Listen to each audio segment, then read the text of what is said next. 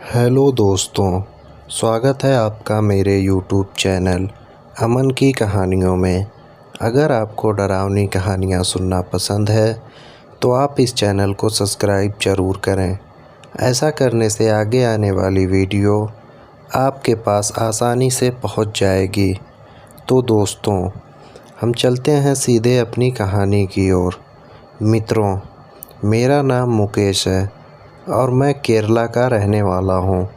आज मैं आप सभी को अपने परिवार के साथ घटी हुई सच्ची घटना के बारे में बताने जा रहा हूँ। मेरे दादाजी की मौत करीब 30 साल पहले हो चुकी थी। मरने के पहले मेरे दादाजी ने एक लड़की का गला दबाकर उसे फांसी पर लटका दिया था, क्योंकि वो मेरे दादाजी के बारे में पहले ही बहुत सारी बातें जानती थी जो सबको बताना चाहती थी। इसलिए मेरे दादाजी ने उसे मार दिया। उस समय मैं बहुत छोटा था, मुझे कुछ याद नहीं था। जब मैं 16 साल का हो गया तो मेरे गांव वालों ने मेरे दादाजी के बारे में जितने बातें थी वो सब बताना शुरू किया, लेकिन मुझे विश्वास नहीं हुआ। एक बार की बात है, मेरे दादाजी की बरसी थी। उस दिन पूरे गांव वालों और बाहर वालों को खाना पर बुलाया था। जब लोग खाना खाकर अपने अपने घर चले गए तो हम लोगों ने सबके पीछे खाना खाया और काम काज करने के बाद छत पर सोने चले गए। आधी रात बीतने के बाद मेरे चाचा जी अजीबोगरीब हरकतें कर और तरह तरह की आवाज़ निकालने लगे। कभी हंसते तो कभी ज़ोर ज़ोर से रोने लगते। तब मैं बहुत डर गया था। तभी मेरे पिताजी ने बोला कि तुम सभी नीचे जाओ, और मेरे पिताजी चाचा जी के सामने हाथ जोड़कर बैठ गए। उन्होंने बोला, आप कौन हो और मेरे भाई को क्यों परेशान कर रहे हो? तब चाचा जी के अंदर से लड़की की आवाज़ निकलने लगी जिसको मेरे दादाजी ने मारा था। उस लड़की ने मेरे चाचा जी के ज़रिए अपनी सारी कहानी मेरे पिताजी को बता दी और कहा कि मुझे मुक्ति नहीं मिली है, इसलिए मैं आप सभी को परेशान कर रही हूँ। कुछ भी करके मुझे मुक्ति दिला दो। तब मेरे पिताजी बहुत परेशान हो गए, मानो उनके होश उड़ गए। लेकिन क्या करते, परेशानी से बचना है तो कुछ ना कुछ तो करना ही पड़ेगा। इसलिए मेरे पिताजी किसी विद्वान पंडित को यह बातें मिलकर बता दी, और पंडित ने कहा कि मैं उस लड़की की आत्मा को मुक्ति दिलाने में तुम्हारी मदद अवश्य करूँगा। पंडित जी घर पर आए और फूल माला, लाल कपड़ा, नींबू, इतना सब सामान मंगवाया और पूजा करना चालू किया। 4-5 दिन पूजा हवन करने के बाद उस लड़की को मुक्ति मिल गई, और वह तब से आज तक हमारे परिवार में से ना तो किसी को परेशान किया, ना तो किसी को दिखी। हम समझ गए कि शायद उसे मुक्ति मिल गई हो, लेकिन जो हमारे दादाजी ने वह दिल का दहला देने वाली घटना की थी वो बहुत गलत थी। ऐसा किसी को नहीं करना चाहिए। तो दोस्तों, ये थी हमारी पहली कहानी। अब हम चलते हैं अपनी दूसरी कहानी की ओर। हेलो दोस्तों, यह ज़्यादा पुरानी कहानी नहीं है।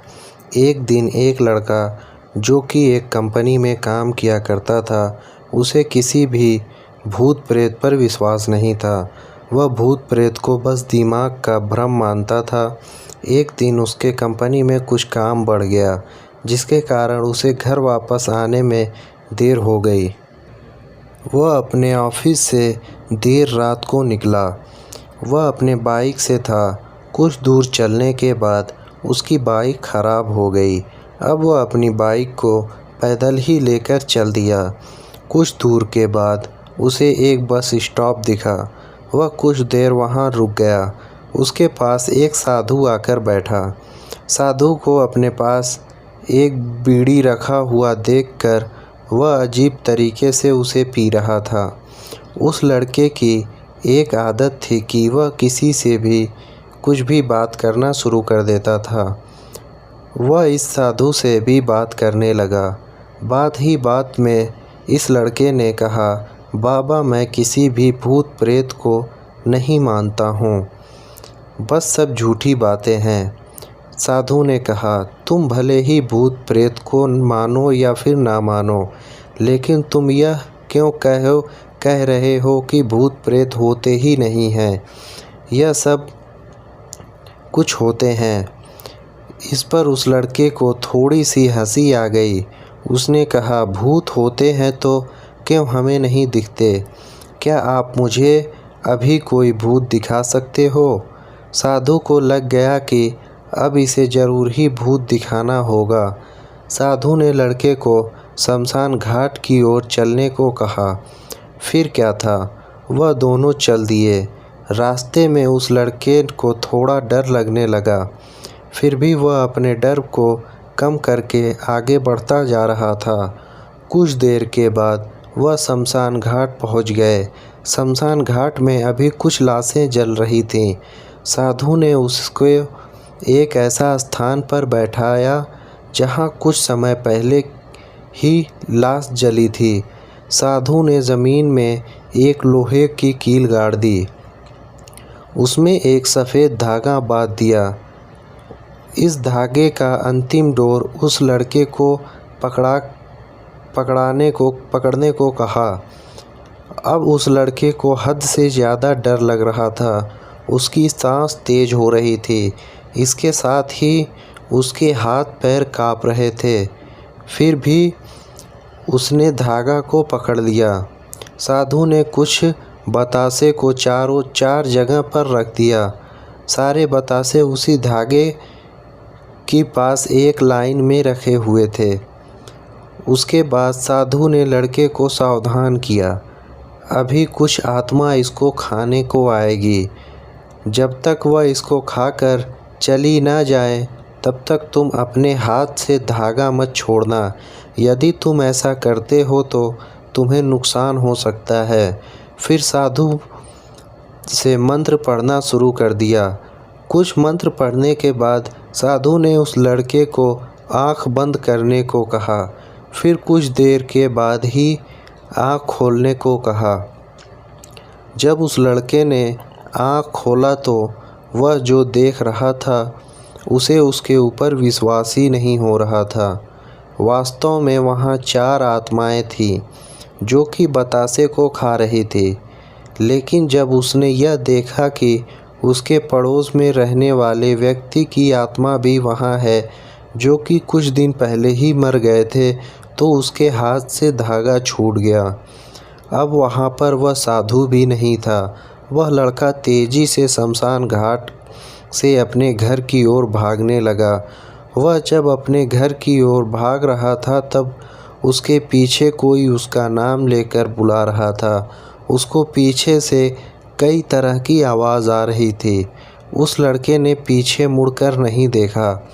अपने घर पर जाने के बाद उसने यह सब कुछ अपने माता पिता से बताया। फिर वह अपने कमरे में सो गया। अगले दिन उसकी आँख खुली तो वो शमशान घाट के उसी स्थान पर जहाँ उसने आत्मा को देखा था वहीं पर खड़ा था। तो दिन होने के कारण वहाँ पर और कई लोग मौजूद थे। उसने उन सभी लोगों से अपने साथ घटी घटना को बताया तो उन लोगों ने उसे उठाकर उसके घर पर लेके जाकर छोड़ दिया। दोस्तों, इस घटना के बाद उस लड़के की दिमागी हालत ख़राब रहने लगी और वो अभी तक स्वस्थ नहीं हो पाया। तो दोस्तों, ये थी हमारी दूसरी कहानी। अब हम चलते हैं अपनी तीसरी कहानी की ओर। दोस्तों, यह एक सच्ची और आँखों देखी घटना है। हमारे गांव उत्तर प्रदेश में स्थित गोंडा ज़िले में पड़ता है। यह उस समय की बात है जब गांव में 18-19 साल की उम्र में ही सब लड़कों की शादी हो जाती थी। उनमें से एक मेरा मित्र रामाकांत भी था। उसकी शादी 3 साल पहले हो चुकी थी और अब उसका गौना भी आ गया था। उसकी बीवी बहुत निडर थी। इसको मैं निडर इसलिए बता रहा हूँ कि उसकी निडरता एक दिन बहुत भारी पड़ गई थी। 3-4 साल पहले तक गांव की अधिकतर औरतें सुबह सुबह उठकर लोटा लेकर नित्य क्रिया के लिए कोई खेत में तो कोई खुले मैदान में जाती थी। वो भी जब गांव के पुरुष लोग सो रहे होते तब वो सब जाती थीं। कुछ दिन बीत गया तो सब रामाकांत को एक सुंदर सी बेटी हुई। बेटी अभी 8 महीने की थी। उस समय उसकी बीवी सुबह सुबह अकेले उठकर खेत में चली गई और अपने सासू माँ को या फिर अपनी जेठानी को भी नहीं जगाया। वह अकेले ही चली गई क्योंकि वह तो बहुत निडर थी। लेकिन उस समय यह ना तो हाथ में चाकू और ना ही माचिस लिया।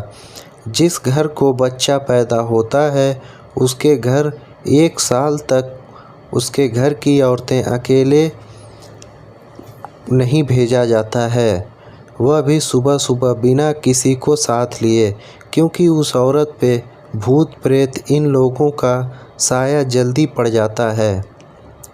लेकिन वह अकेले गई थी तभी वहाँ बेल का पेड़ लगा था। उस पर एक चुड़ैल घूम रही थी जो इसके साथ नहीं आना चाहती थी, लेकिन फिर भी वह आ गई। जब रामाकांत की औरत खेत से आई तो लोटा फेंक कर पलंग पर बैठकर गाना गाने लगी।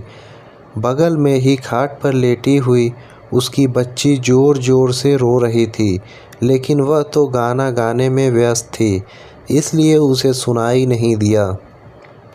इतना देखकर रामाकांत चिल्लाने लगा कि बेटी को उठाओ, क्या तुम्हें सुनाई नहीं दे रहा है कि वह रो रही है? फिर भी बीवी ने जवाब नहीं दिया।